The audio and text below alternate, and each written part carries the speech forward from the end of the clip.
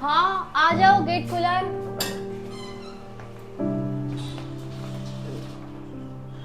Ma'am साहब दूध का हिसाब क्लियर कर देते। हाँ हिसाब तो ठीक है, बट आज का दूध कहाँ है? पिछले 2 महीने से मैम साहब आपने हिसाब क्लियर नहीं करवाया, पहले हिसाब क्लियर कर देते, कल से फिर मैं दूध लाना स्टार्ट कर देता। हिसाब हिसाब तो हम लोग कर देते, हम तेरे पैसे लेके कहीं भाग रहे हैं क्या? अब तो ऐसे बोलो ना, अब तेरे से दूध ही नहीं लेंगे हम कल से। ठीक है मैम साहब, आपको दूध नहीं लेना तो मतलब, पर मेरा हिसाब तो क्लियर कर दो, मैं गरीब बंदा हूँ, कहाँ जाऊँगा। तू और गरीब, तू 2 महीने से क्या कर रहा है मुझे पता है। 200 ग्राम दूध देता है, 800 ग्राम पानी मिक्स करके देता है बस। मैम साहब कैसी बातें कर रहे हो, पूरे मोहल्ले में मैं भोला दूधिया के नाम से जाना जाता हूँ, और आप कहते हो मैं बेईमानी करता हूँ, दूध में मिलावट कर रहा हूँ। मैंने अगर यहाँ पे आवाज लगा दी ना तो सारे यहाँ पे आ जाएंगे और फिर मैं बोल दूंगी तो मुझे छेड़ रहा है। मुझसे जबान मत लड़ा, तुझे पता नहीं तू किसके सामने बात कर रहा है।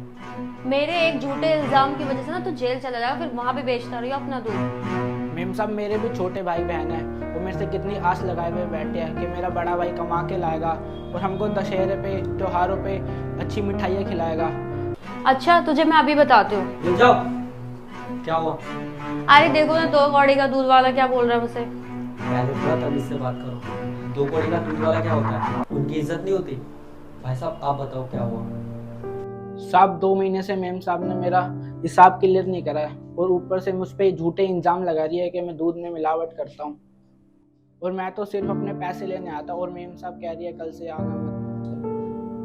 पायल क्या सुन रहा हूँ मैं? तुमने पिछले 2 महीने से इनका हिसाब नहीं किया, और क्या कह रहे हो तुम कि ये दूध में पानी मिलाते हैं? अरे दूध तो बिल्कुल सही आता है, तुम रोज सुबह गर्म करके देती हो मुझे। मुझे तो कभी ऐसा नहीं लगा कि इनके दूध में पानी होता है। और ऐसे किसी गरीब का हक मार के क्या मिलेगा तुम्हें? त्योहार का टाइम है, उनके भी भाई बहन होंगे, उनके भी बीवी बच्चे होंगे। अगर हम उनका हक मारेंगे तो फिर उनके घर में खुशियां कैसे आएंगी? और तुम्हें याद तो होगा ही कि थोड़े टाइम पहले मेरी नौकरी नहीं लग रही थी, तो मेरे साथ भी ऐसा ही हो रहा था। जो मेरे सीनियर्स हैं वो मुझसे पैसे मांग रहे थे नौकरी पे रखने के लिए मुझे, या फिर मुझसे मेरे जमीन का समझौता करने के लिए कह रहे थे। अगर उस टाइम पे मैं हार मान गया होता तो आज हम लोग इतनी अच्छी कंडीशन में नहीं होते।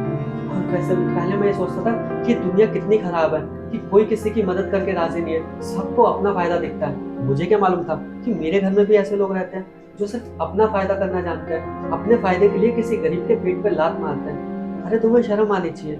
मैं तुम्हें हर महीने हर चीज के पैसे देता हूँ, दूध वाले के, अखबार वाले के, राशन वाले के, और तुम, इसका मतलब तुमने दूध वाले के पैसे नहीं दिए, तुम बाकी गरीबों के भी पैसे नहीं देती होगी। अरे क्या मिल जाएगा तुम्हें इन गरीबों का हक मार के? आखिर इनकी दुआएं लगेंगी तभी हम आगे बढ़ पाएंगे। अगर पायल हम ऐसा करेंगे तो हम कभी आगे नहीं बढ़ पाएंगे, क्योंकि एक गरीब की हाय ना बहुत बुरी होती है, और एक गरीब की दुआएं उससे भी ज्यादा अच्छी। तो भाई साहब आपके जितने भी पैसे हुए मैं देता हूँ। 2 महीने के मेरे 6500 रुपये होते हैं।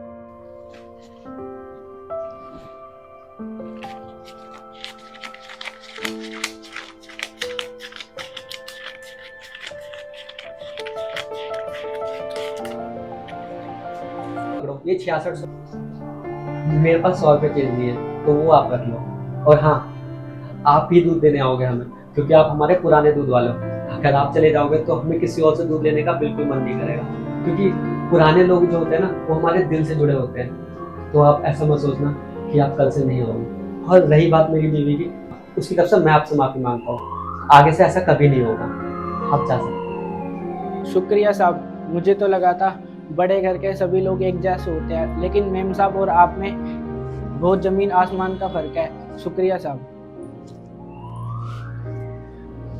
देखा उसके चेहरे पे कितनी खुशी आ गई, जबकि उसको उसी के पैसे दिए हमने, कोई एहसान नहीं किया उस पर।